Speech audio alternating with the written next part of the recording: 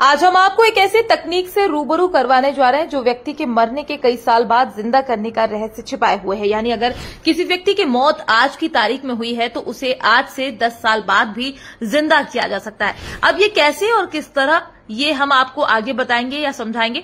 दरअसल चिकित्सा विज्ञान की मदद से व्यक्ति को दोबारा कई साल बाद भी जिंदा करने की संभावना जताई जा रही है और इस संभावना को धरातल पर उतारने के लिए मानव का शरीर क्रायोनिक्स तकनीक के द्वारा सुरक्षित रखा गया है ताकि मानव अपनी मौत के कुछ साल बाद फिर से जिंदा हो सके। फिलहाल यहाँ वैज्ञानिकों का असल मकसद मानव को फिर से जिंदा करना नहीं बल्कि मौत के बाद शरीर को कई दशकों बाद भी सुरक्षित रखना है। यानी यदि किसी तरह से शरीर को हानि पहुंचने से बचाया भी जा सके तो इस बात की कोई गारंटी नहीं है कि मानव को अन्य जीवों के जैसे पुनर्जीवित किया जा सकेगा।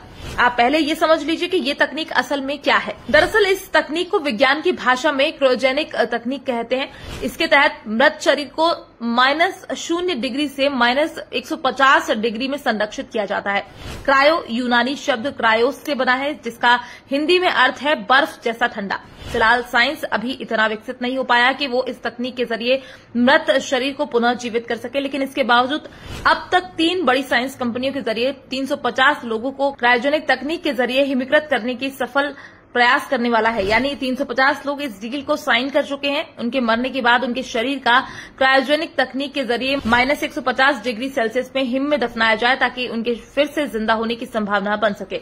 इस तकनीक में व्यक्ति की मौत होने के बाद उसके शरीर को अंतिम संस्कार के बजाय कंपनी में लाया जाता है। इसके बाद उसके शव को बाहरी बर्फ के पैकेटों की सहायता से ठंडा करके पहले से तय संरक्षण केंद्र तक पहुंचाया जाता है। मौत के बाद जितनी जल्दी हो सके शव को ठंडा कर जमाना पहली प्राथमिकता हुआ करती ताकि शव की कोशिकाएं, खासकर मस्तिष्क की कोशिकाएं, ऑक्सीजन की कमी से टूटकर खराब न हो सके। तो वहीं इस प्रक्रिया में शरीर के अंगों के बचाव के लिए उसके हिमीकरण की प्रक्रिया अपनाई जाती है। रक्त निकालने के बाद शरीर में धमनियों के जरिए हिमीकरण रोधी द्रव डाल दिया जाता है। फिर शव की खोपड़ी में छोटे छोटे छेद हो जाया करते हैं। शरीर में जो हिमीकरण रोधी द्रव डाला जाता है उसे क्रायो प्रोटेक्टेंट तरल कहते हैं। कंपनी कहती है कि ऐसा करने से अंगों में बर्फ नहीं जमती। अगर शरीर में बर्फ जम गई तो कोशिकाओं की दीवार नष्ट हो जाएगी और शरीर संरक्षित होने से पहले ही नष्ट हो जाएगा। जानकारी के अनुसार अभी तक अमेरिका में 150 से अधिक लोगों ने अपने मृत शरीर को तरल नाइट्रोजन से ठंडा कर रखवाया है। पूरे शरीर को हिमीकरण के जरिए जमाकर सुरक्षित रखने में करीब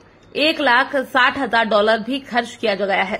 अब ऐसे में ये भी समझ लीजिए कि इस तकनीक का विचार कैसे और किस तरह आया। दरअसल 2011 में प्रसिद्ध वैज्ञानिक रॉबर्ट एंटिगन ने अपनी मां के शरीर को भविष्य में पुनर्जीवित की आशा से संरक्षित करवाया था। उनकी संकल्पना है कि हिम जीवों के साथ साथ मानव भी क्रायोजेनिक तकनीक के जरिए फिर से जीवन पा सकता है। रॉबर्ट एंटिगन ने अपने दोनों पत्नियों की मौत के बाद उनके शव को भी हिमीकृत करवाया और रॉबर्ट एंटिगन ने अपने खुद की मौत के बाद भी इसी तरह अपना शरीर हिमीकृत करवाया। फिलहाल आपको क्या लगता है कि आने वाले समय में इस तकनीक के द्वारा इंसानों को जिंदा करना संभव हो पाएगा? आप अपनी राय हमारे साथ कमेंट बॉक्स में